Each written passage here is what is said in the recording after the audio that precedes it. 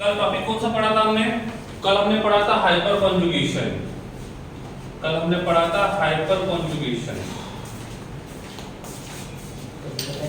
ठीक है। Hyper conjugation में मैंने आपको ये बताया था कि हम किस प्रकार से फाइंड करेंगे कि हाइपर कॉन्जुगेशन होगा कि नहीं होगा, ठीक है। तो कंडीशन नंबर 1 क्या थी? Condition number 1 sp2 hybridised atom होना चाहिए, मोस्टली यहाँ पे कार्बन एटम होता है। सेकंड थिंग, अल्फा कार्बन जो रहेगा इसका हाइब्रिडाइजेशन sp3 होना चाहिए और एटलीस्ट 1 अल्फा हाइड्रोजन वहां पे होना चाहिए, ठीक है। फिर हमने देखा था number of hyper conjugating structure, number of hyper conjugating structure equals to number of alpha hydrogen plus 1, इस प्रकार से। फिर हमने देखा था number of hyper conjugating structure is directly proportional to stability. जितने number of hyper conjugating structure ज्यादा रहेंगे उतना स्टेबिलिटी ज्यादा रहेगा। यहां तक हमने पढ़ा था। अब हमको कुछ ऐसे पॉइंट्स देख रहे हैं जिनको हम नॉर्मली यूज करते हैं हाइपर कॉन्जुगेशन में। तो सबसे पहले देखेंगे हाइपर कॉन्जुगेशन का एप्लीकेशन कहां पे होगा। तो पहला एप्लीकेशन आता है स्टेबिलिटी ऑफ एल्कीन। तो कौन सा एल्कीन ज्यादा स्टेबल होगा ये बताने का काम करता है हाइपर कॉन्जुगेशन। तो जो एल्कीन का मॉलिक्यूल ज्यादा हाइपर कॉन्जुगेटिंग स्ट्रक्चर को शो करेगा उसका स्टेबिलिटी जो रहेगा वो ज्यादा रहेगा। सेकंड थिंग, ये जो रहेगा ये बताता है stability of carbon cation and carbon free radical. तो कार्बन कटायन और कार्बन फ्री रेडिकल इनका स्टेबिलिटी भी बताने का काम करता है। तीसरा application, carbon carbon double bond bond length is directly proportional to number of hyper conjugating structure। जिसके number of hyper conjugating structures ज्यादा रहेंगे उसका बॉन्ड लेंथ जो रहेगा वो ज्यादा रहेगा। जिसके number of hyper conjugating structures ज्यादा रहेंगे उसका बॉन्ड लेंथ जो रहेगा वो ज्यादा रहेगा। और heat of hydrogenation, heat of hydrogenation, heat of hydrogenation is inversely proportional to number of hyper conjugating structure। HCS का मतलब होता है number of hyper conjugating structure। एक बार जो बोर्ड के ऊपर लिखा हुआ है उसका स्क्रीनशॉट निकाल लो, जो बोर्ड के ऊपर लिखा है उसका स्क्रीनशॉट निकाल लो, सभी पॉइंट को एक बार देख लो, ठीक है। फिर मैं सभी पॉइंट्स को एक्सप्लेन करता हूं वन बाय वन।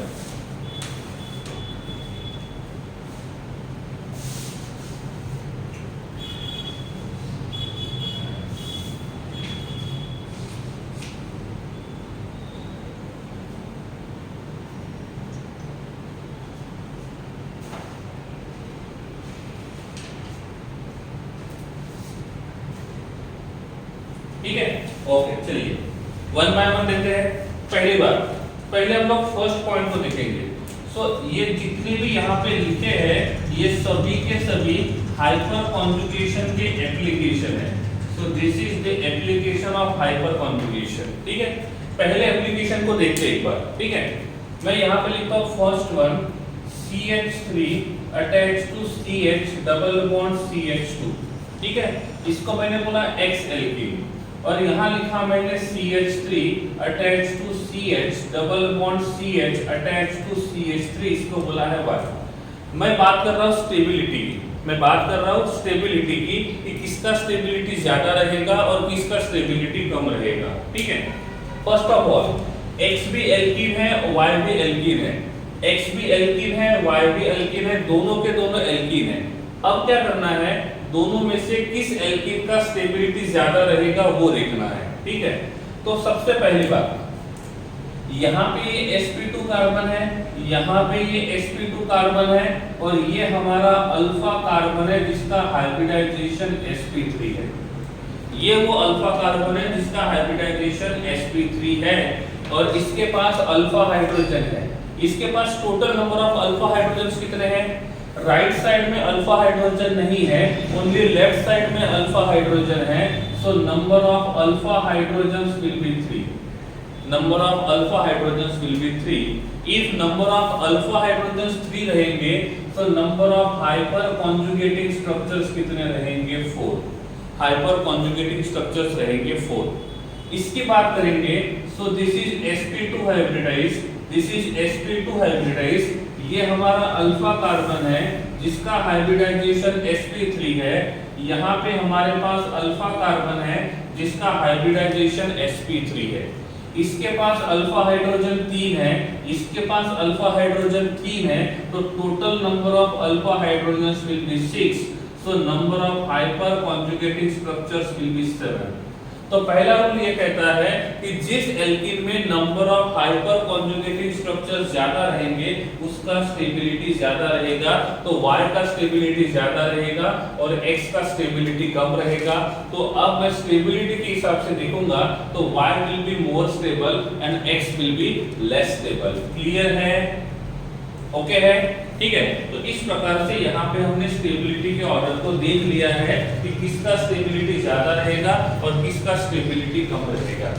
सेकंडली, अब मैंने पूछा यहाँ पे कार्बन कार्बन डबल बॉन्ड के बीच का बॉन्ड लेंथ जो है उसको मैंने बोला है A है, और यहाँ पे कार्बन कार्बन डबल बॉन्ड का बॉन्ड लेंथ जो है वो B है। अब ये पता लगाना है कि किसमें कार्बन कार्बन के बीच का बॉन्ड लेंथ ज्यादा रहेगा।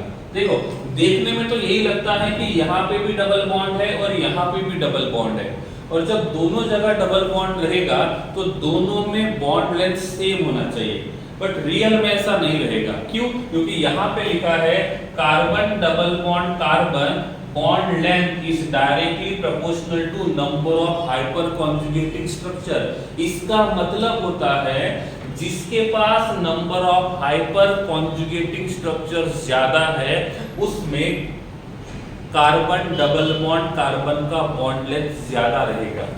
तो पहले वाले में कार्बन डबल बॉन्ड कार्बन में number of hyper conjugating structure 4 है और दूसरे में number of hyper conjugating structure 7 है। इसका मतलब यहाँ पे A जो रहेगा वो लार्ज होना चाहिए कंपेयर टू B। मैंने बोला देखने में लगता है कि ये भी डबल बॉन्ड है और ये भी डबल बॉन्ड है, तो दोनों का बॉन्ड लेंथ सेम होना चाहिए, बट रियल में ऐसा नहीं होगा। एक ऑप्शन ये भी रहेगा कि दोनों का बॉन्ड लेंथ सेम है, लेकिन थर्ड पॉइंट के हिसाब से दोनों का बॉन्ड लेंथ सेम नहीं रहेगा। A वाला बॉन्ड लेंथ ज्यादा रहेगा और B वाला बॉन्ड लेंथ जो रहेगा वो कम रहेगा। क्लियर है? ठीक है। तो हमने एप्लीकेशन नंबर 1 भी देखा, एप्लीकेशन नंबर 3 भी देखा, तो 2 एप्लीकेशन देख लिए है। इन दोनों में कोई डाउट है तो पूछो, नहीं तो आगे चलते हैं। इन दोनों में कुछ डाउट है तो पूछो, नहीं तो आगे चलते हैं।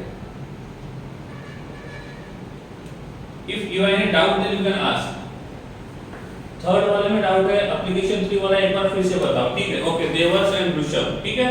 ओके, देखो थर्ड एप्लीकेशन क्या कहता है? कार्बन कार्बन का bond length, carbon double bonded carbon का जो बॉन्ड लेंथ रहेगा वो तब ज्यादा रहेगा जब number of hyper conjugating structures ज्यादा रहेंगे। देखो यहाँ पे भी कार्बन डबल बॉन्ड कार्बन है और यहाँ पे भी कार्बन डबल बॉन्ड कार्बन है, तो ऐसा लगता है कि दोनों में यहाँ पे भी बॉन्ड ऑर्डर 2 है। बॉन्ड ऑर्डर का मतलब क्या होता है? Number of bonds present between 2 atoms. तो देखने में लगता है कि यहाँ पे बॉन्ड ऑर्डर 2 है और यहाँ पे भी बॉन्ड ऑर्डर 2 है। जब दोनों में बॉन्ड ऑर्डर सेम रहेगा तो उसका बॉन्ड लेंथ भी सेम होना चाहिए, बट रियल में ऐसा नहीं है, बिकॉज जहाँ पे भी डबल बॉन्ड है और जहाँ पे भी हाइपर कॉन्जुगेशन पॉसिबल है, तो जो डबल बॉन्डेड मॉलिक्यूल ज्यादा हाइपर कॉन्जुगेशन शो करेगा उसमें डबल बॉन्ड का बॉन्ड लेंथ ज्यादा रहेगा। So carbon double bond carbon bond length is directly proportional to number of hyperconjugating structure। इसमें number of hyperconjugating structure कम है और इसमें number of hyperconjugating structure ज्यादा है। पहली बात, ठीक है? क्लियर है? दिया, देवर्ष, क्लियर? ऋषभ,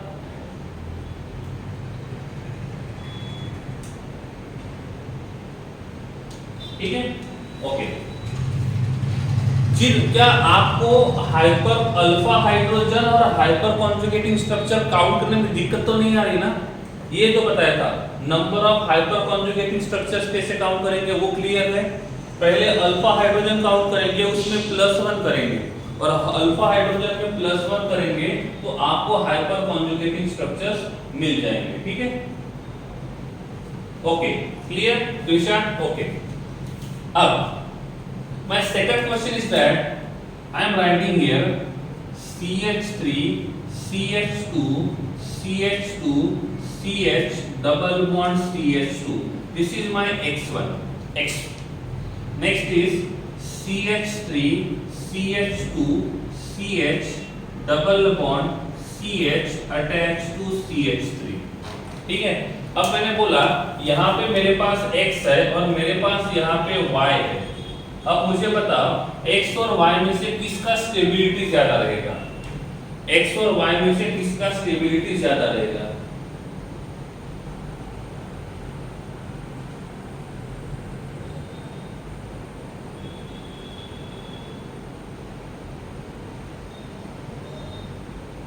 नहीं दिया, ऐसा नहीं है। हाइपर कॉन्जुगेटिंग स्ट्रक्चर से बॉन्ड लेंथ बता सकते हैं, बॉन्ड लेंथ से हाइपर कॉन्जुगेशन नहीं। ओके, कौन ज्यादा स्टेबल रहेगा? इसके पास अल्फा है, ये है sp2, ये है sp2, ये है alpha hybridization sp3 alpha hydrogens 2। This is sp2, this is sp2, this is alpha alpha hydrogens 3 है, दिस इज इसके पास अल्फा हाइड्रोजन 2 है। सो इसके पास total number of alpha hydrogens 5 रहेंगे। So number of hyper conjugating structure जो रहेंगे वो 6 रहेंगे और इसके पास हाइपर कॉन्जुगेटिंग स्ट्रक्चर्स 3 रहेंगे। तो Y के पास number of hyper conjugating structures ज्यादा है, तो लिख सकते हैं stability of alkene is directly proportional to number of hyper conjugating structure.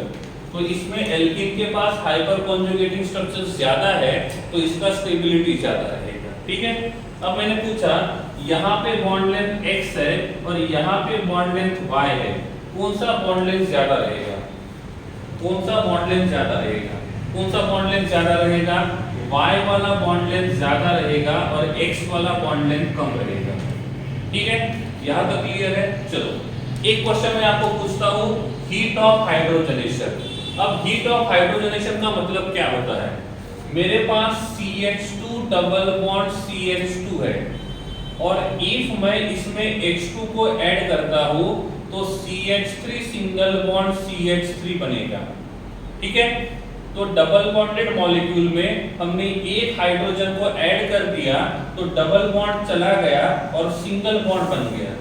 तो इसके यहाँ से इसमें हमने हाइड्रोजन को ऐड किया और जब किसी मॉलिक्यूल में हम हाइड्रोजन को ऐड करते हैं, सपोज हमने बोला इसका एनर्जी था E1 या तो इसका हीट जो था हीट वो था H1 और इसका जो हीट है वो है हीट H2।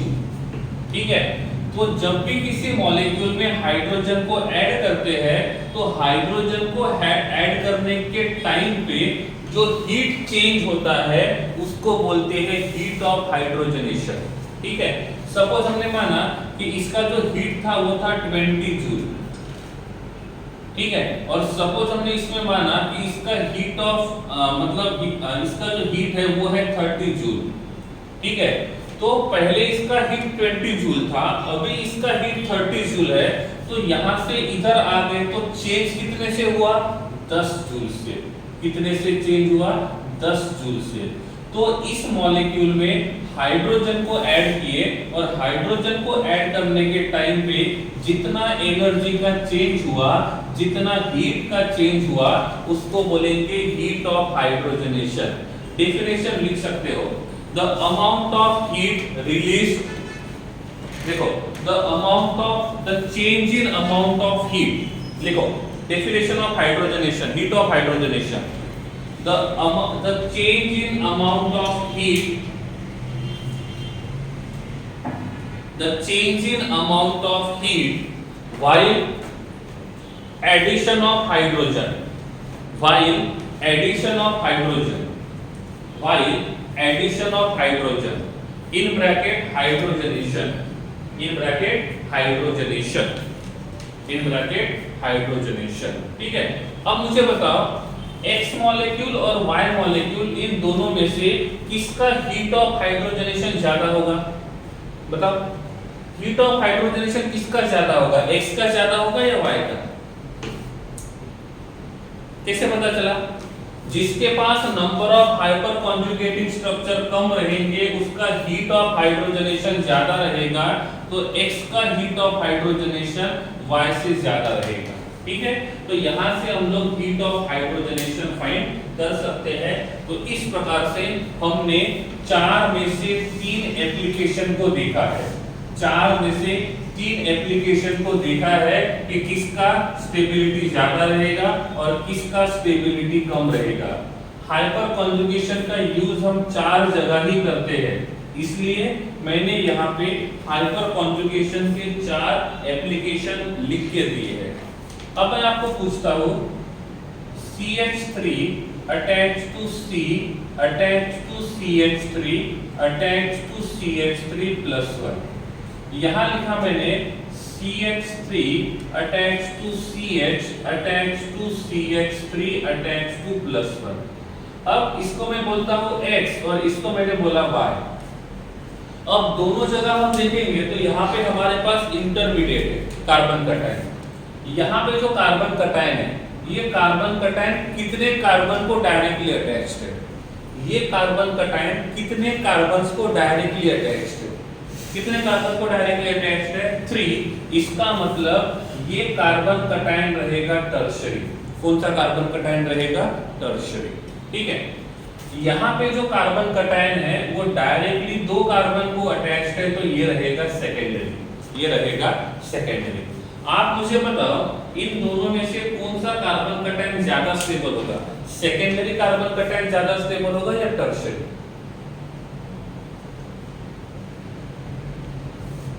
क्यों?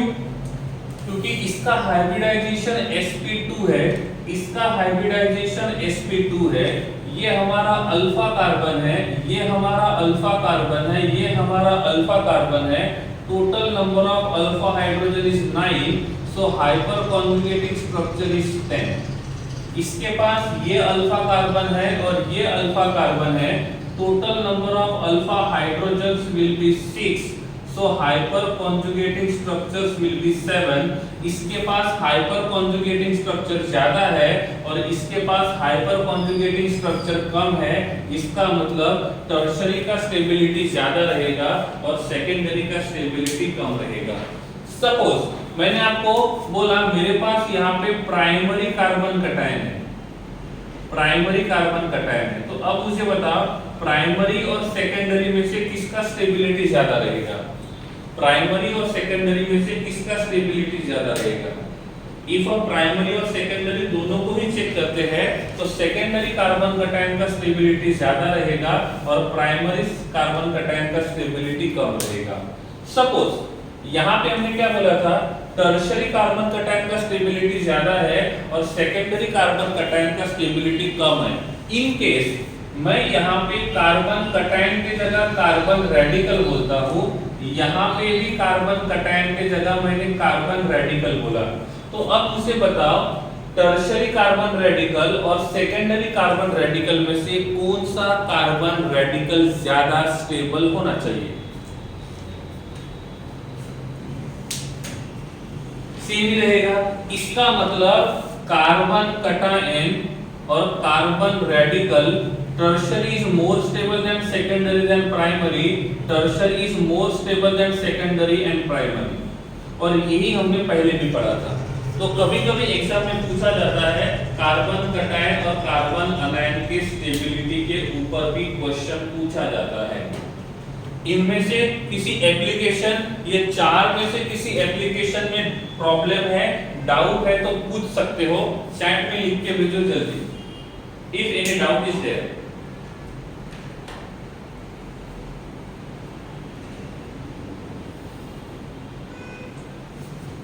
कार्बन अनायन उल्टा रहेगा। देखो देवर्ष, फोर्थ वाला रिपीट करना है। ओके, कौन है? त्रिशा।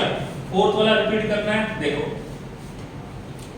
मैंने बोला है CH3 attached to CH2 attached to CH double bond CH2, ये एक एल्कीन है। और मैंने बोला दूसरा CH3 attached to CH attached to CH attached to CH3, ये हमारा X है और ये हमारा Y है, त्रिशा। ठीक है, ओके। अभी इसमें this is sp2 carbon, this is sp2 carbon, this one, so alpha hydrogens are 2, so hyper conjugating structures are 3। इसमें this is sp2, this is sp2, alpha and alpha, यहाँ पे total number of alpha hydrogens रहेंगे 6, so hyper conjugating structures will be 7। ठीक है, okay. Trisha number 4। अब देखो यहाँ पे पाई बॉन्ड है, इसका मतलब यहाँ पे हाइड्रोजन ऐड करेंगे, और जब हाइड्रोजन को ऐड करेंगे तो यहाँ पे एनर्जी का चेंज होगा। इसमें भी पाई बॉन्ड है तो यहाँ पे भी H2 को ऐड करेंगे तो यहाँ पे भी एनर्जी का चेंज होगा। जिसके पास number of hyper conjugating structure ज्यादा होगा उसके पास हीट ऑफ हाइड्रोजनेशन कम रहेगा। तो इसके पास number of hyper conjugating structure ज्यादा है और इसके पास number of hyper conjugating structure कम है, तो जिसके पास हाइपर कॉन्जुगेटिंग स्ट्रक्चर कम है उसमें हाइड्रोजन को ऐड करना इजी होगा, तो हीट ऑफ हाइड्रोजनेशन कम होगा, सॉरी हीट ऑफ हाइड्रोजनेशन ज्यादा होगा और इसमें हीट ऑफ हाइड्रोजनेशन कम होगा। Trisha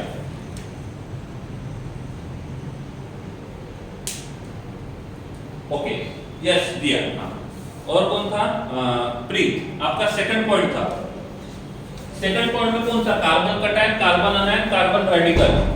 Devarsh, sorry Preet, carbon cation, carbon anion, carbon radical, किसका चाहिए आपको? Preet, carbon cation. हाँ देखो Preet, this is CH3 attached to C+ attached to CH3 attached to CH3। ठीक है, here CH3 CH plus with CH3 and here only CH3 attached to CH2 plus। ध्यान देना है, ठीक है। अब यहाँ पे जो कार्बन कटायन है वो टर्शियरी, देखो carbon cation carbon radical same होता है, यहाँ पे जो कार्बन कटायन है वो सेकेंडरी, यहाँ पे जो कार्बन कटायन है वो प्राइमरी। ठीक है, अब क्या करेंगे? This will be our sp2 carbon, this is alpha sp3, alpha sp3 और अल्फा sp3। इसके पास 3, इसके पास 3, इसके पास 3, सो number of alpha hydrogens will be 9 और यहाँ पे hyper conjugating structures will B 10। Hyper conjugating structures will be 10. Okay. Here, this is sp2. ये alpha है और ये अल्फा है। यहाँ पे 3 और यहाँ पे 3, 6 है। तो इसमें अल्फा हाइड्रोजन जो रहेंगे वो 6 रहेंगे, हाइपर कॉन्जुगेटिंग स्ट्रक्चर 7 रहेंगे। इसमें इसका हाइब्रिडाइजेशन sp2 है तो अल्फा हाइड्रोजन जो रहेंगे वो 3 रहेंगे, so hyperconjugative structures will be 4। ठीक है, stability of carbon cation and stability of carbon anion is directly proportional to number of hyper conjugating structure. तो जिसके पास number of hyper conjugating structures ज्यादा रहेंगे उस कार्बन कटायन का या उस कार्बन रेडिकल का स्टेबिलिटी ज्यादा रहेगा। तो इसमें टर्शियरी के पास हाइपर कॉन्जुगेटिंग स्ट्रक्चर 10 है, सेकेंडरी के पास 7 है और प्राइमरी के पास 4 है, तो टर्शियरी का स्टेबिलिटी सेकेंडरी से ज्यादा और सेकेंडरी का स्टेबिलिटी प्राइमरी से ज्यादा। नाउ इज ओके, ठीक है, ओके। चलिए और कोई डाउट है तो बोलिए जल्दी।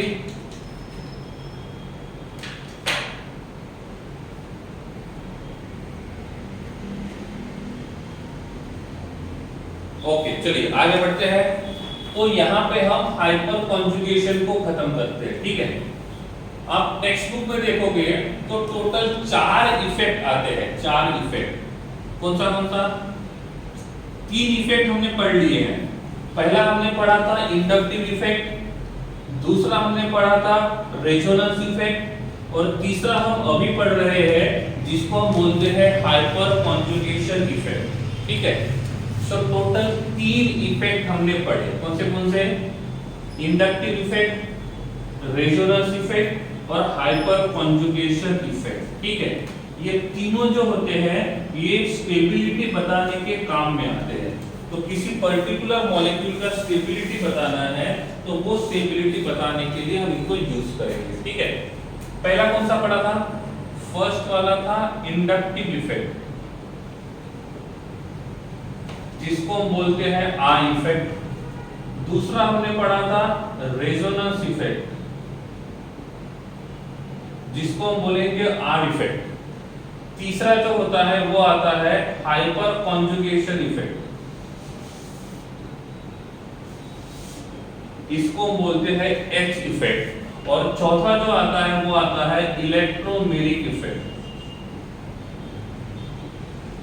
इलेक्ट्रोमेरिक इफेक्ट को मैं यहाँ पे नहीं पढ़ाऊंगा क्योंकि ये किसी काम का नहीं है।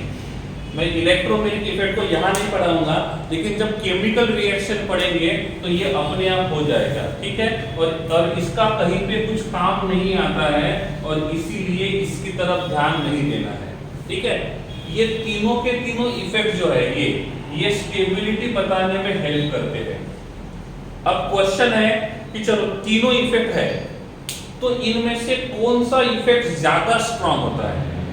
क्यों? क्योंकि कुछ मॉलिक्यूल्स ऐसे होते हैं जो इंडक्टिव भी शो करते हैं, रेजोनेंस भी शो करते हैं। कुछ मॉलिक्यूल्स ऐसे होते हैं जो रेजोनेंस भी शो करते हैं, हाइपर कॉन्जुगेशन भी शो करते हैं। तो उनमें से किसको मेजर कंसीडर करेंगे और किसको माइनर कंसीडर करेंगे, ठीक है। तो इसके लिए एक वर्ड याद रखना है, RHI। सबसे पहला प्रायोरिटी जो होता है, सबसे पहला प्रेफरेंस जो रहेगा, प्रेफरेंस बोलूंगा प्रायोरिटी नहीं, ठीक है।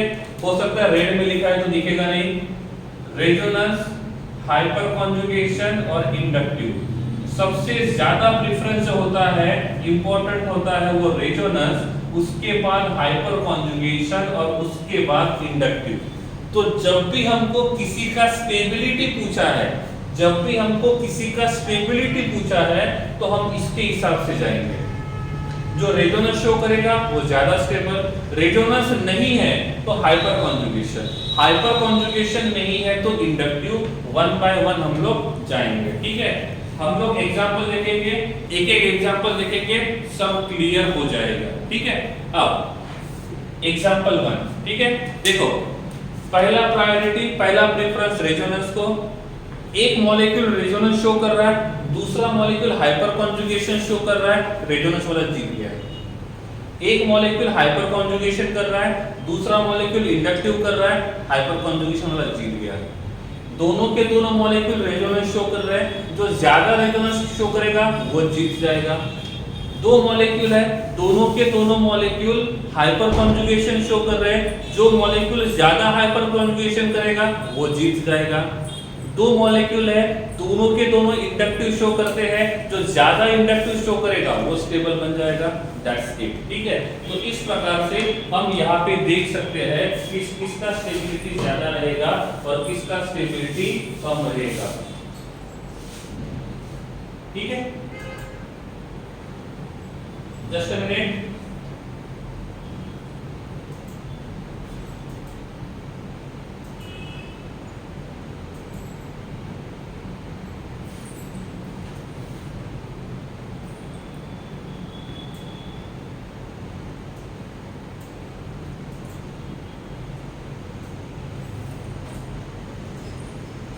Just wait for few seconds.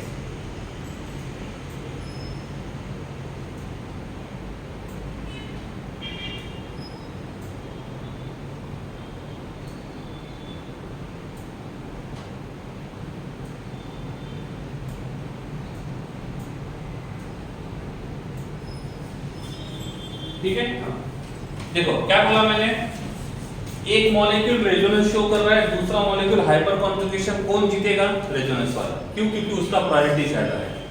एक हाइपर कॉन्जुगेशन है, दूसरा इंडक्टिव है, हाइपर कॉन्जुगेशन वाला जीतेगा। दोनों के दोनों मॉलिक्यूल रेजोनेंस है, जो ज्यादा रेजोनेंस करेगा वो स्टेबल। दोनों के दोनों हाइपर कॉन्जुगेशन है, जो ज्यादा हाइपर कॉन्जुगेशन वो जीतेगा। इंडक्टिव वाला तो इंडक्टिव के हिसाब से। क्लियर है? एग्जांपल देखेंगे, क्लियर हो जाएगा। ठीक है,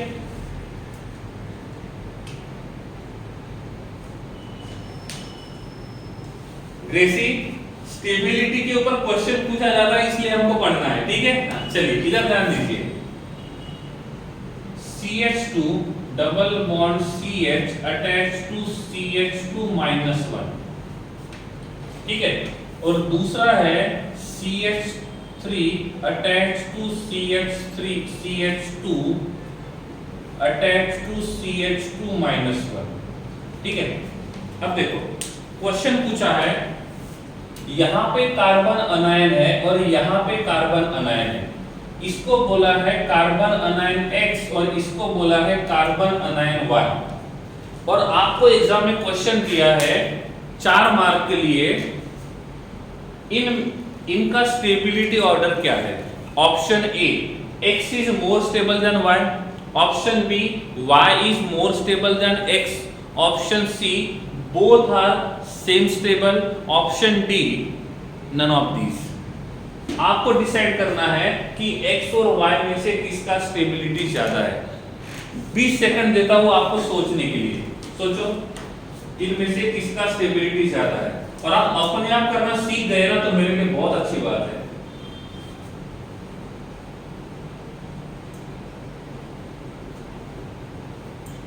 अभी देखो बहुत सारे लोगों का आंसर सही आ रहा है, वेरी गुड।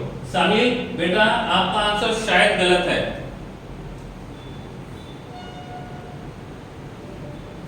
सिर्फ साहिल का आंसर गलत है, बाकी सबका सही है। साहिल एक बार चेक करो। चलो वेरी गुड, इधर ध्यान दो। पहला प्रेफरेंस रेजोनेंस, क्या पहला वाला X वाला मॉलिक्यूल रेजोनेंस शो करेगा? X वाला मॉलिक्यूल रेजोनेंस शो करेगा, यस और no? X molecule resonance show करेगा, नहीं करेगा? साहिल, X वाले मॉलिक्यूल में डबल बॉन्डेड कार्बन के नेक्स्ट वाले कार्बन पे नेगेटिव चार्ज है, तो ये वाला रेजोनेंस शो करेगा। यहां पे ऐसा कुछ नहीं है, तो ये रेजोनेंस शो नहीं करेगा। ठीक है, और पहला प्रायोरिटी हमेशा रेजोनेंस को आता है, तो जो रेजोनेंस शो करेगा उसका स्टेबिलिटी ज्यादा रहेगा। तो यहाँ पे X का स्टेबिलिटी Y से ज्यादा है, यहाँ पे X का स्टेबिलिटी Y से ज्यादा है। साहिल समझ में आ रहा है? आपका आंसर गलत है इसलिए मैंने आपको पूछा। ठीक है, साहिल क्लियर है? पहला प्रायोरिटी हमेशा किसको देंगे? रेजोनेंस को। मैंने बोला था एक रेजोनेंस शो करेगा, दूसरा नहीं करेगा, तो जो रेजोनेंस शो करेगा उसका स्टेबिलिटी ज्यादा रहेगा। Okay, that's it, good. Second, next condition, second CH3 attach to CH plus attached to CH3. Here CH2 double bond CH attached to CH2 plus, इसको बोला है X और इसको बोला है Y। क्या आप बता सकते हो दोनों में से ज्यादा स्टेबल कौन सा है? आप बता सकते हो X और Y में से ज्यादा स्टेबल कौन सा है? देखो आपको एक बात क्लियर कर देता हूं, ये इफेक्ट क्या है वो पढ़ना तो जरूरी है, लेकिन आपको ये पता होना चाहिए इसको यूटिलाइज कहाँ करना है, क्योंकि जब तक इनको यूटिलाइज कहाँ करना है वो नहीं पढ़ेंगे तो कोई मतलब नहीं है। तो दैट्स व्हाई हम ये देखेंगे कि उनका यूटिलाइजेशन कैसा करना है, ये देखेंगे कि इनका यूटिलाइजेशन जो रहेगा वो किस प्रकार से होगा। चलिए गुड। अब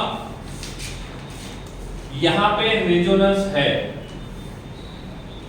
इसमें रेजोनेंस नहीं है, जीत गया रेजोनेंस वाला, जीत गया रेजोनेंस वाला। समझ में आ रहा है? क्लियर है? ओके। अब यहां पे जो कार्बन कटायन है, ये कौन सा कार्बन कटायन है? ये कौन सा कार्बन कटायन है? Which type of carbon cation है? Means this one, this carbon cation, primary, secondary, tertiary. I think this should be a secondary carbon cation. कौन सा कार्बन कटायन? सेकेंडरी। यहाँ पे जो कार्बन कटायन है वो कौन सा है, यहाँ पे जो कार्बन कटायन है वो कौन सा है, this one, this is allylic, this is allylic.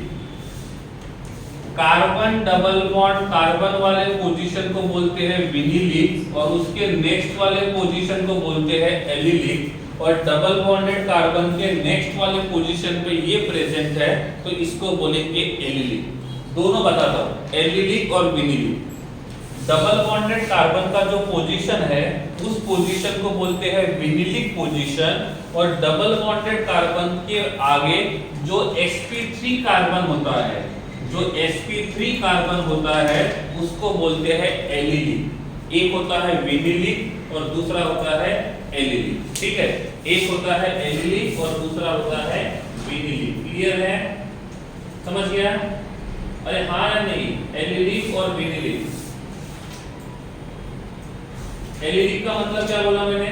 Allylic का मतलब होता है, एलिलिक का मतलब होता है डबल बॉन्डेड कार्बन के नेक्स्ट वाले sp3 कार्बन को बोलते हैं एलिलिक। लिख दो, डबल बॉन्डेड कार्बन के नेक्स्ट वाले sp3 पोजीशन को बोलते हैं एलिलिक और डबल बॉन्डेड कार्बन के पोजीशन को बोलते हैं विनिलिक।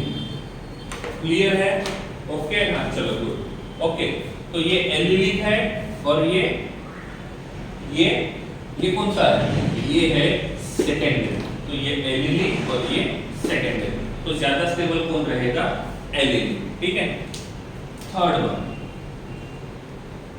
CH2 double bond CH with positive charge और CH2 double bond CH attach to positive charge, ठीक है। इसको मैंने बोला X और इसको मैंने बोला Y। X और Y which will be more stable?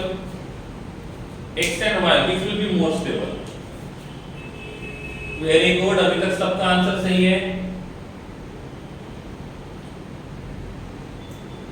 तो अपन शायद गलत है बेटा, आंसर एक बार चेक करो।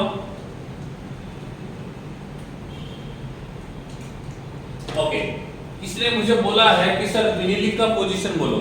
डेफिनेशन, डबल बॉन्डेड कार्बन का जो पोजीशन है उस पोजीशन को बोलते हैं विनिलिक पोजीशन, और डबल बॉन्डेड कार्बन के नेक्स्ट वाले sp3 पोजीशन को बोलते हैं एलिलिक पोजीशन, ठीक है। ओके ना, ये कौन सा कार्बन कटायन है? प्राइमरी, सेकेंडरी, टर्शियरी, एलिलिक या विनिलिक? ये कौन सा कार्बन कटायन है? प्राइमरी, सेकेंडरी, टर्शियरी, एलिलिक या विनिलिक?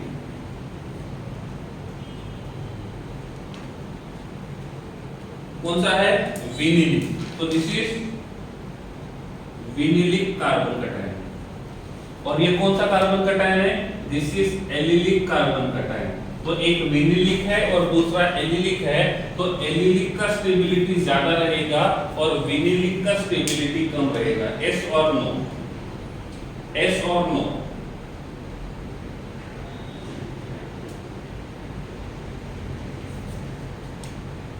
ठीक है, ओके। Next number 4। ओके, इनमें से किसी प्रॉब्लम में डाउट है तो बोलो 1 2 3, जिसमें डाउट है उसका नंबर बोलो जल्दी। चलो आगे,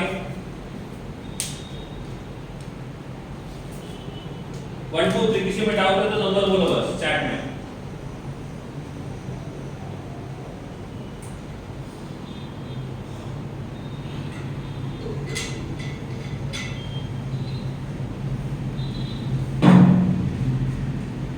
Okay, good.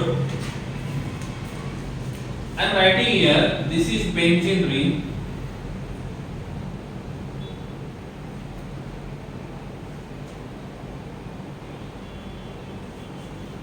This is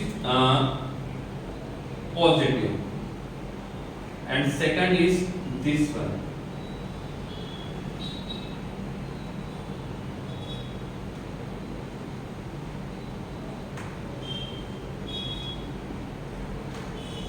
This is X and this is Y.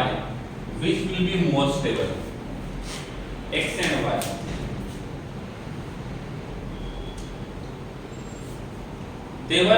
विनिलिक वाला रेजोनेंस शो नहीं करेगा, डबल बॉन्ड के नेक्स्ट वाले पे पॉजिटिव होना चाहिए, यहाँ पे डबल बॉन्डेड पे ही पॉजिटिव है Devarsh.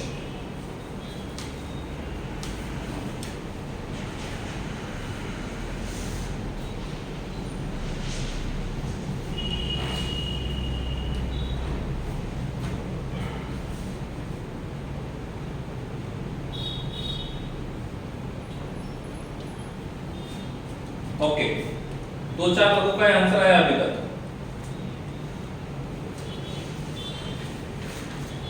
Which will be more stable? Okay, X में जो कटायन है, X वाला जो पॉजिटिव चार्ज है वो रेजोनेंस में पार्टिसिपेट करेगा कि नहीं करेगा?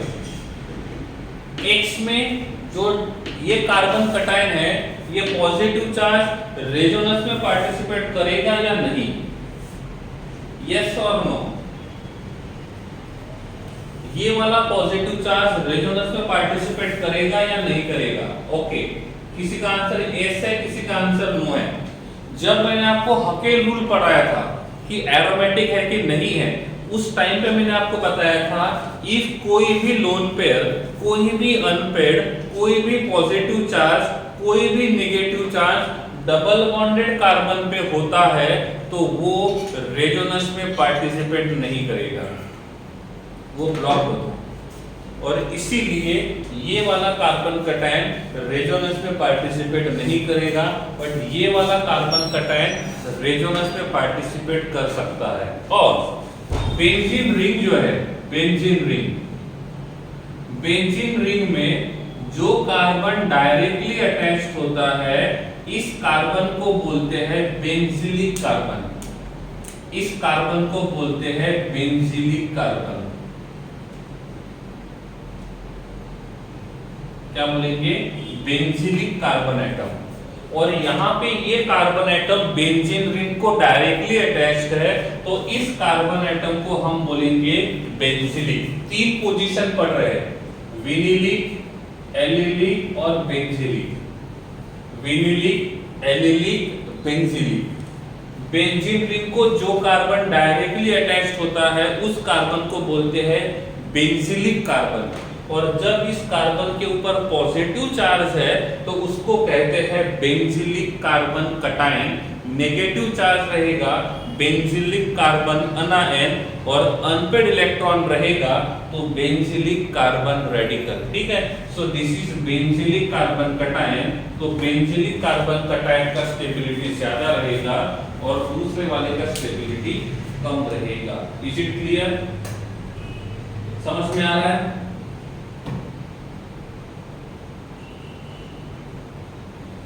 Number 5, CH3 attached to CH2 attached to CH2 minus, this is X. CH3 attached to CH attached to CH3 minus, this is Y. Which is more stable? X and Y, which is more stable?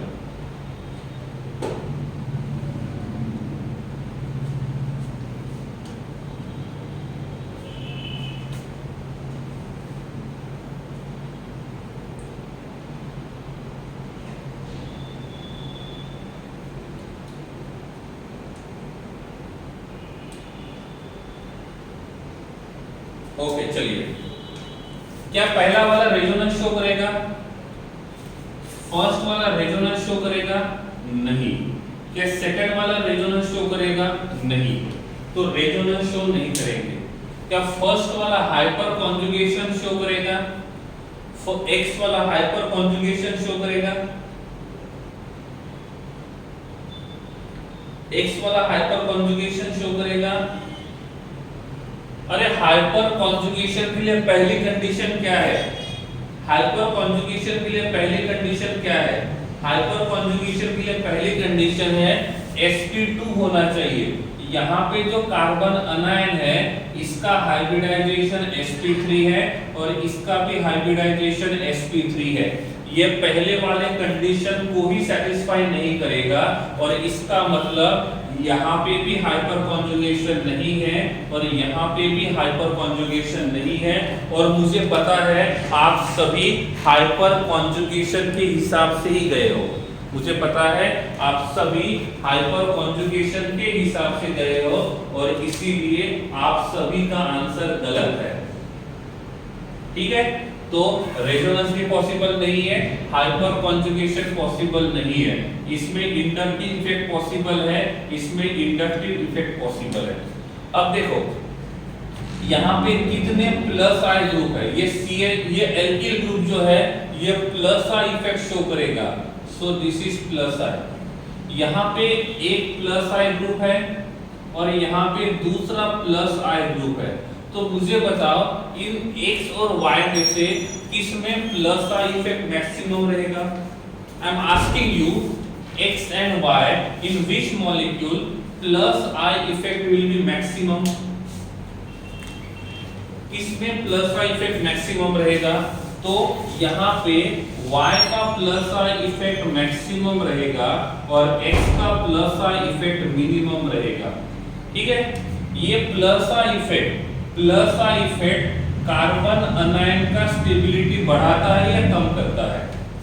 Plus I effect carbon अनायन का stability बढ़ाता है कि कम करता है?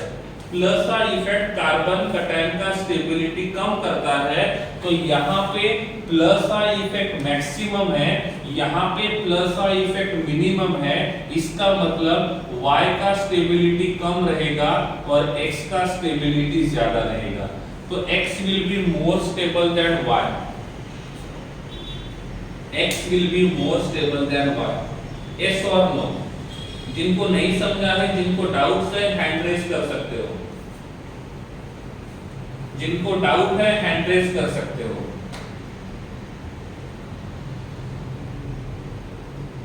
Okay चलो, दो लोगों का हैंड रेज हो गया है। देखो यहाँ पे ओनली प्लस आई ग्रुप एक ही है और यहाँ पे प्लस आई ग्रुप दो है, इसका मतलब इसमें जो प्लस आई इफेक्ट रहेगा वो मैक्सिमम रहेगा और इसमें जो प्लस आई रहेगा वो कम रहेगा। और उस दिन मैंने इस कॉर्नर में लिख के दिया था, कार्बन कटायन और कार्बन रेडिकल में प्लस आई इफेक्ट स्टेबिलिटी को बढ़ाता है और माइनस आई इफेक्ट स्टेबिलिटी को कम करता है, लेकिन कार्बन अनायन के लिए प्लस आई इफेक्ट स्टेबिलिटी को कम करता है और माइनस आई इफेक्ट स्टेबिलिटी को बढ़ाता है। यहाँ पे जो प्लस आई इफेक्ट है वो कार्बन अनायन का स्टेबिलिटी कम करेगा, इसमें प्लस आई इफेक्ट मैक्सिमम है और इसीलिए इसका स्टेबिलिटी मिनिमम होगा, क्योंकि कार्बन अनायन के लिए plus I effect inversely proportional होता है। ठीक है, ठीक है देव एंड वंदन, क्लियर?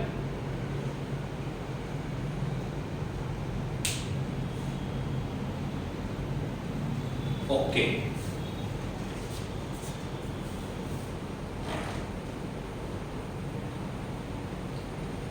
ठीक है, तो आप ऐसे किसी का भी स्टेबिलिटी देख सकते हो, आप किसी का भी स्टेबिलिटी देख सकते हो। ठीक है, वहां से हमको पता चलेगा कि ये इफेक्ट जो रहेगा वो किस प्रकार से काम करेगा। ठीक है, एक एग्जांपल लेते हैं, दिस इज लास्ट एग्जांपल में भी इस कंसेप्ट के ये लास्ट एग्जांपल होगा ये।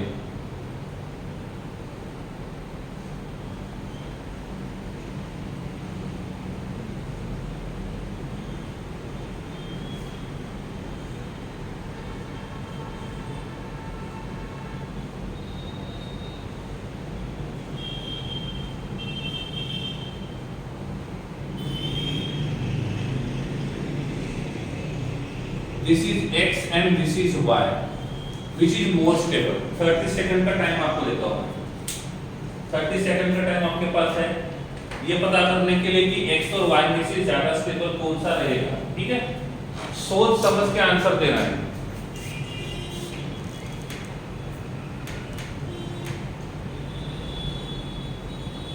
ये जो भी लिखा होता है आप बीच बीच में इसका स्क्रीनशॉट निकालते रहना, मतलब कोई पॉइंट मिस नहीं होना चाहिए और बाद में उसको आप कॉपी में लिख सकते हो।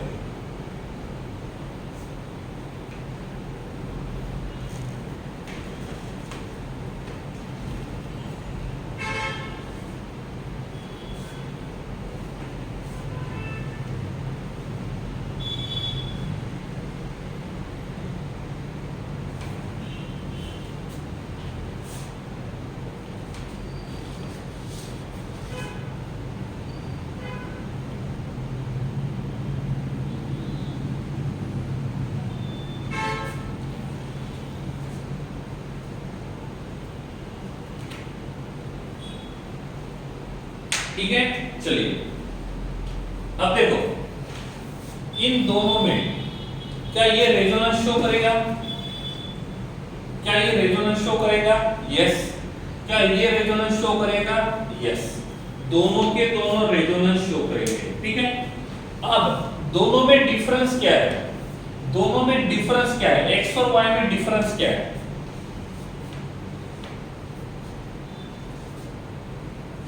दोनों में डिफरेंस क्या है एक्स और वाई में? Yes Dikshita, that is the correct answer. दोनों में डिफरेंस है NO2 का और Cl का, ठीक है। इसमें जो NO2 है ये प्लस R है कि माइनस R है? ये NO2 जो है वो बेंजीन रिंग का इलेक्ट्रॉन डेंसिटी बढ़ाएगा या ये NO2 बेंजीन रिंग का इलेक्ट्रॉन डेंसिटी कम करेगा?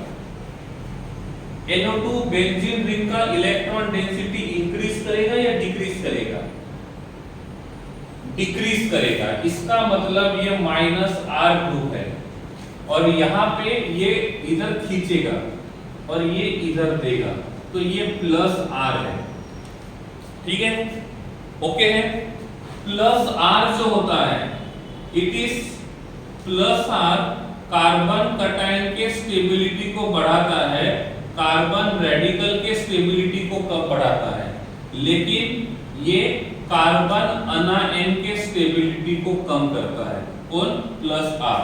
तो प्लस R जो रहेगा वो इस प्रकार का इफेक्ट शो करेगा। Plus R carbon cation carbon radical दोनों का स्टेबिलिटी बढ़ाता है और कार्बन अनायन का स्टेबिलिटी कम करता है। यहाँ पे कार्बन कटायन है, यहाँ पे कार्बन कटायन है, यहाँ पे प्लस R है, यहाँ पे माइनस R है, तो प्लस R जो रहेगा वो कार्बन कटायन का स्टेबिलिटी बढ़ाएगा, तो X का स्टेबिलिटी कम रहेगा और Y का स्टेबिलिटी ज्यादा रहेगा। समझा है तो ठीक है, नहीं समझा है हैंड रेज कर सकते हो।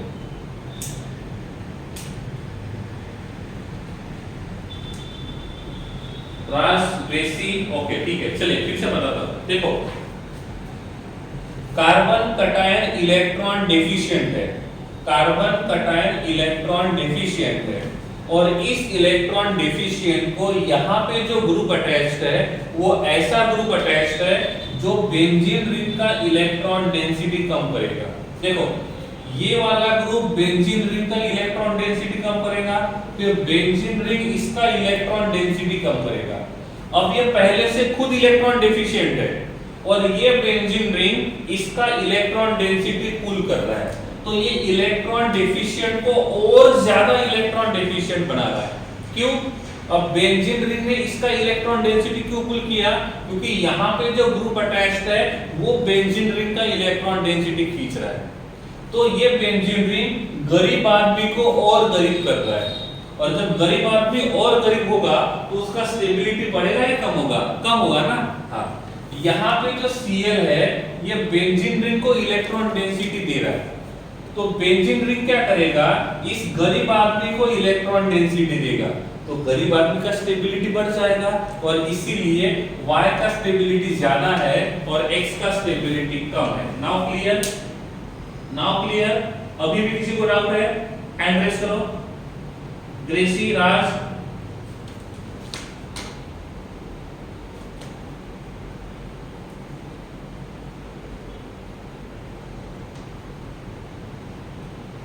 नहीं राज, हम देखेंगे प्लस R, इसके पास लोन पेयर है तो ये इसको देगा, तो ये क्लोरीन बेंजीन रिंग को इलेक्ट्रॉन डेंसिटी दे रहा है। क्लोरीन जो है ये प्लस R शो करेगा, प्लस R क्लोरीन, ठीक है राज, ओके। चलिए तो यहाँ पे ये था हमारा लास्ट एग्जांपल और यहाँ पे हम लोग ये स्टेबिलिटी वाले कंसेप्ट को खत्म करते हैं, स्टेबिलिटी वाले कंसेप्ट को हम लोग खत्म करते हैं, ठीक है, ओके। चलिए जब भी कोई केमिकल रिएक्शन होता है, सपोज मैंने यहाँ पे लिखा है CH2 डबल बॉन्ड CH2 का रिएक्शन करेंगे HCl के साथ, इसके साथ HCl के साथ, और जब इन दोनों का हम रिएक्शन करते हैं तो रिएक्शन करेंगे तो यहाँ मिलेगा CH3 attached to CH2 attached to Cl। क्या ये रिएक्शन बैलेंस्ड है? क्या रिएक्शन बैलेंस्ड है?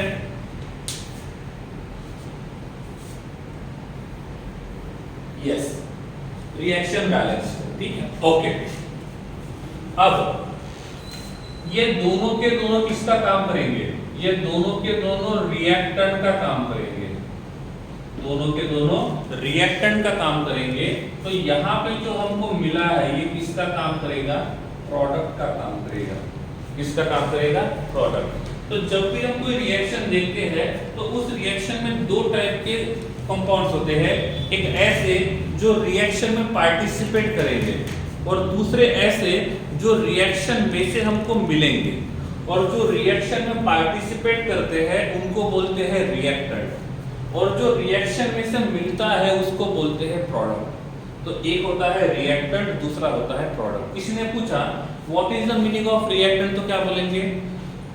The species which take parts in chemical reaction. Repeating again, the species which take parts in chemical reaction is called as reactant, and the species which is obtained for a chemical reaction, which is obtained from a chemical reaction, is called as the product. हो गया दोनों का definition। The species which is used in the which take part in the chemical reaction is called as reactant, और जो हमको वहां से मिलेगा उसको हम बोलेंगे प्रोडक्ट। ठीक है, ओके, क्लियर है? ग्रेसी एक बार काउंट कर लो, ठीक है। इसमें से जो हमारा मेन रिएक्टेंट होता है, ये मेन, या तो इसको बोलेंगे मेजर और इसको बोलेंगे माइनर। तो इसमें क्या हो रहा है, हम इसके ऊपर, इसका नाम आता है इथीन, ये इथीन है, और इथेन के ऊपर हम हाइड्रोक्लोरिक एसिड का रिएक्शन करेंगे।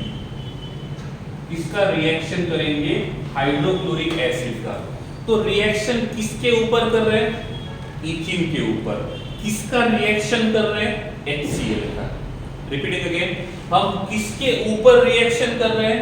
इथीन पे। किसका रिएक्शन कर रहे हैं? HCl का। तो जिसके ऊपर रिएक्शन हो रहा है, जिसके ऊपर रिएक्शन हो रहा है, इसको बोलते हैं सबस्ट्रेट, इसको बोलते हैं सबस्ट्रेट। और जिसकी रिएक्शन हो रहा है, जो अटैक कर रहा है, अटैक कौन कर रहा है? HCl। किसके ऊपर अटैक कर रहा है? इथीन के ऊपर।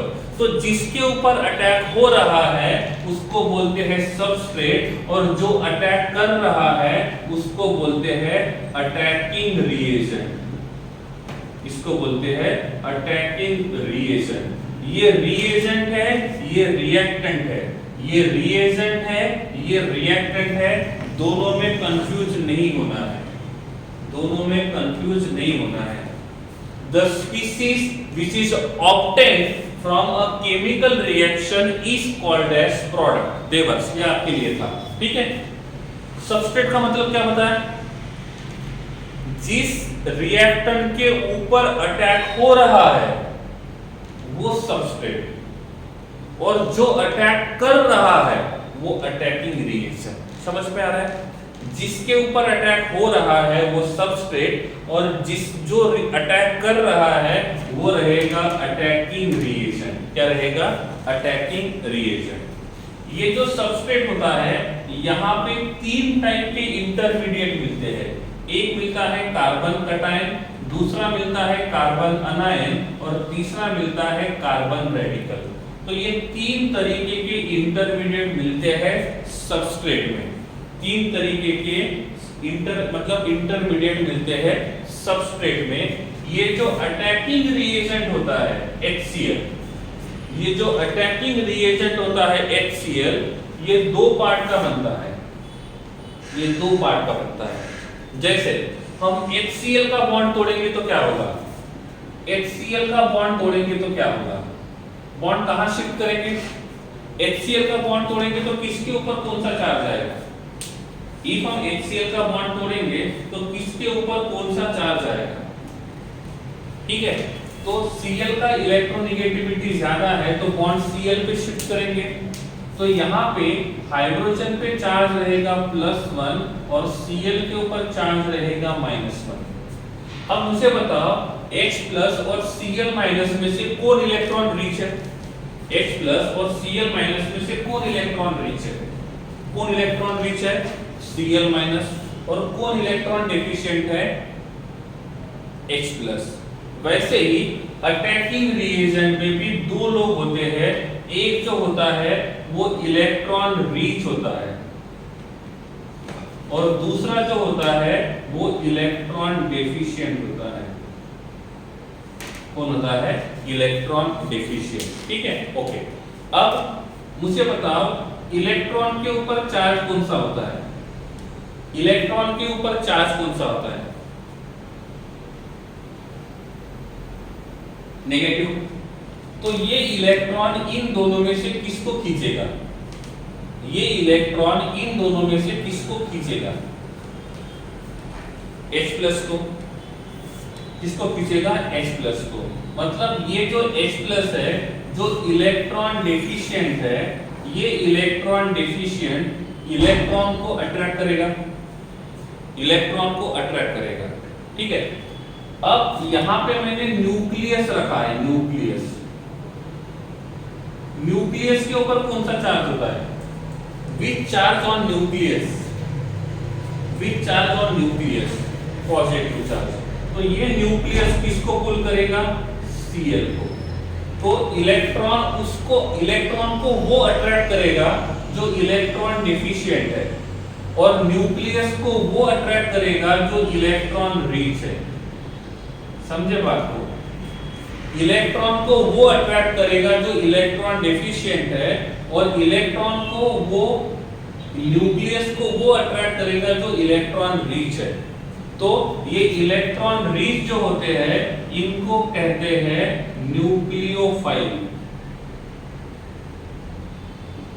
क्या कहते हैं? न्यूक्लियोफाइल। और इलेक्ट्रॉन डेफिशिएंट जो रहेंगे इसको कहते हैं इलेक्ट्रोफाइल। ठीक है। अब दोनों का मतलब बताता हूं। न्यूक्लियो का मतलब न्यूक्लियस, फाइल का मतलब अट्रैक्ट करना। तो ये इलेक्ट्रॉन रिच न्यूक्लियस को अट्रैक्ट करता है और इसीलिए उसको न्यूक्लियोफाइल बोलते हैं।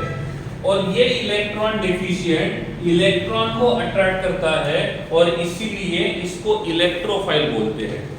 यहाँ पे जो इलेक्ट्रॉन न्यूक्लियोफाइल जो है इसका सिंबल होता है Nu-। इसका सिंबल होता है Nu- और इलेक्ट्रोफाइल का सिंबल होता है E+। इलेक्ट्रोफाइल का सिंबल रहेगा E+। समझ में आ रहा है? तो किसने पूछा व्हाट इज न्यूक्लियोफाइल, तो क्या बोलेंगे?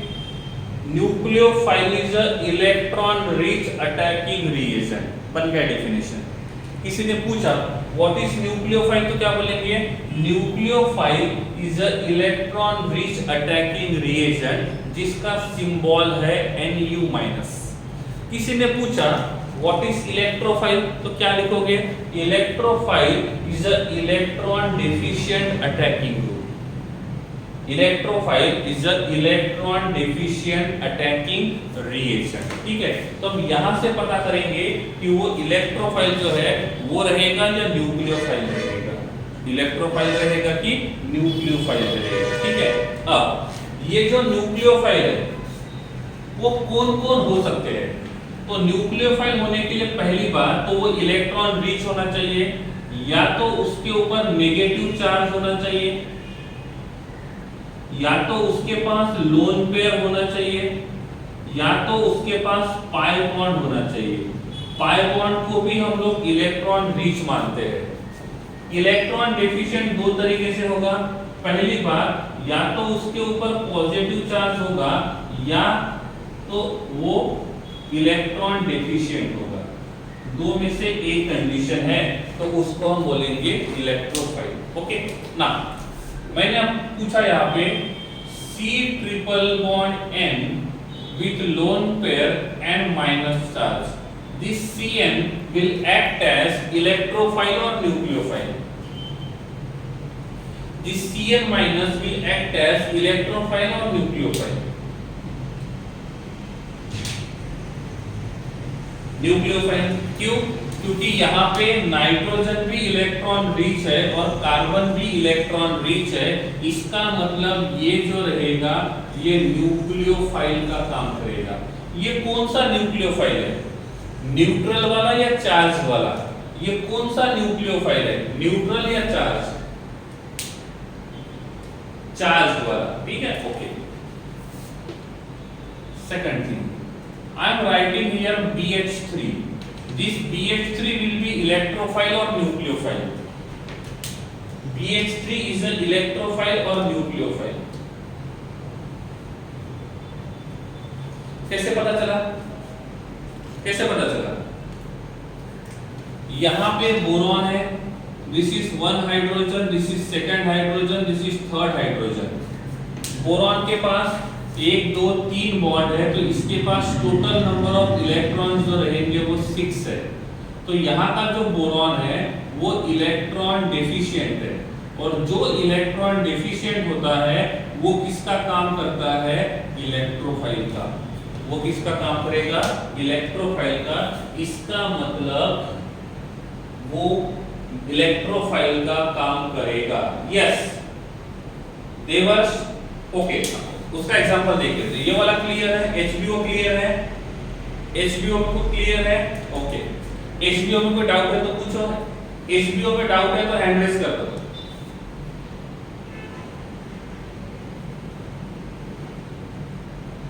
Okay, nothing is there, good.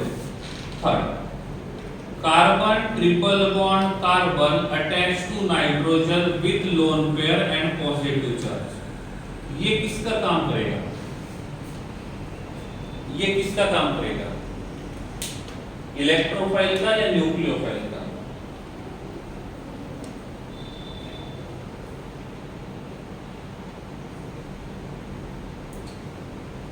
इसके पास इलेक्ट्रॉन रिच नाइट्रोजन है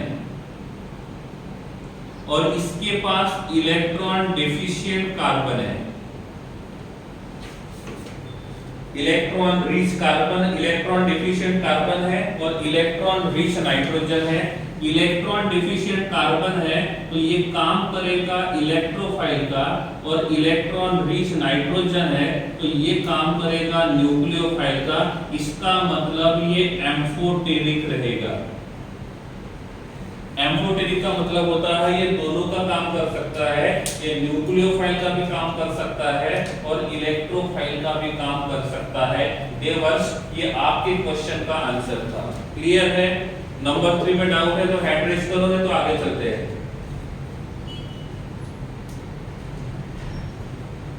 it's very simple. Electron rich electrophile, sorry nucleophile, electron deficient electrophile.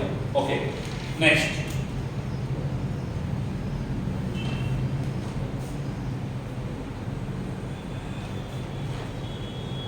OH minus,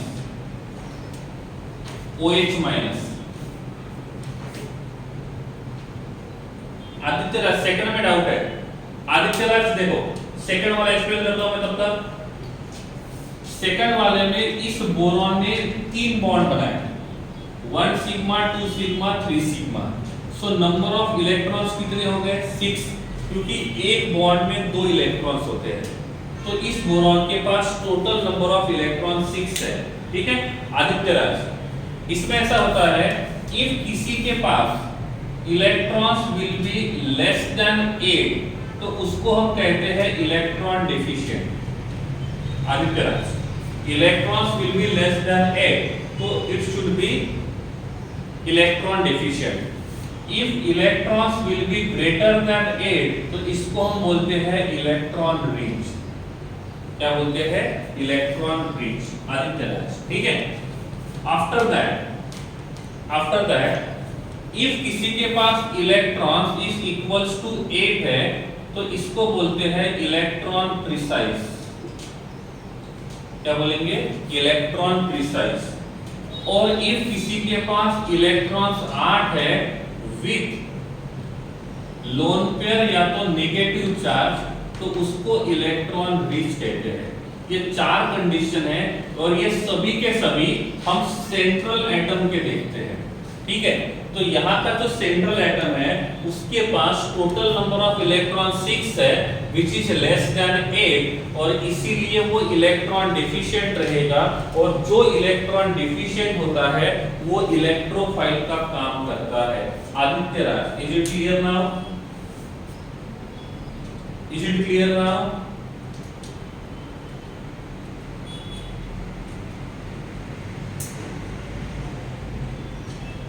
Yes, okay, good.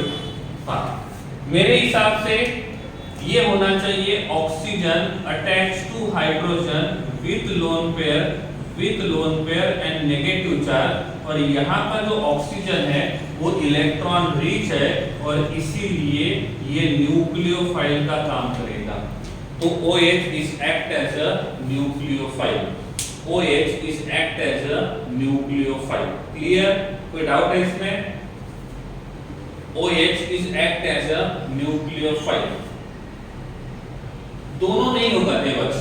आप ये बोलोगे ना कि इसके पास 8 इलेक्ट्रॉन नहीं है, लेकिन जो फर्स्ट देखो नॉर्मली 8 वाला इलेक्ट्रॉन 8 से कम वाला इलेक्ट्रॉन डेफिशिएंट होता है, लेकिन जो पीरियड 1 वाले होते हैं इनके पास मैक्सिमम 2 ही इलेक्ट्रॉन हो सकते हैं, और इसलिए ये वाली जो कंडीशन है वो पीरियड 1 वाले के लिए एप्लीकेबल नहीं होती है Devash. This is not applicable for period 1, क्योंकि पीरियड 1 के पास एक ही शेल होता है और इसीलिए वहां पे 2 से ज्यादा इलेक्ट्रॉन पॉसिबल नहीं होते हैं। Next thing I am asking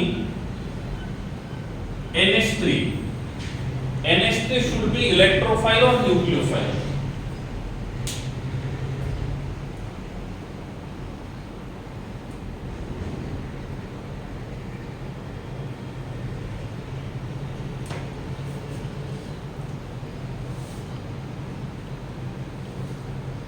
Okay.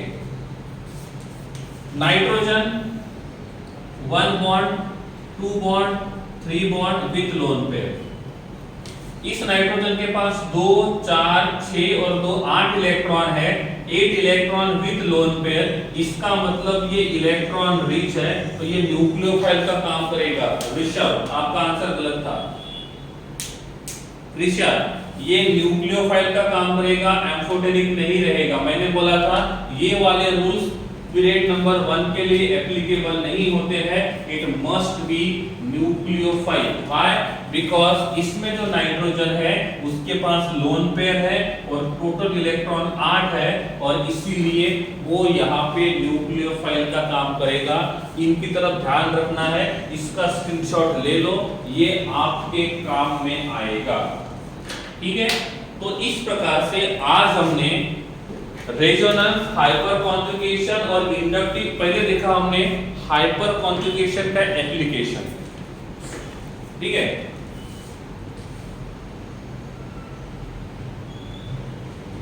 Electron precise रहेगा तो किसका काम करेगा?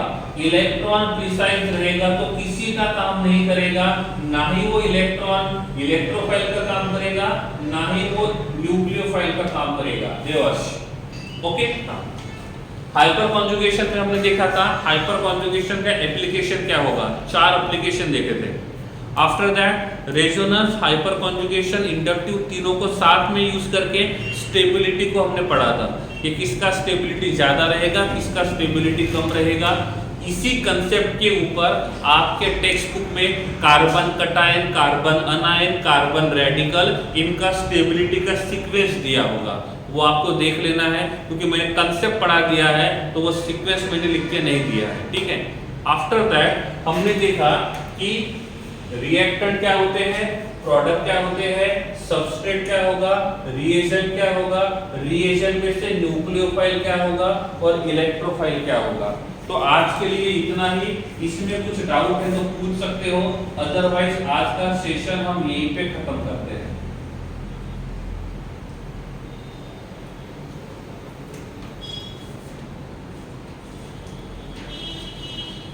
ये कुछ डाउट है तो पूछ सकते हो।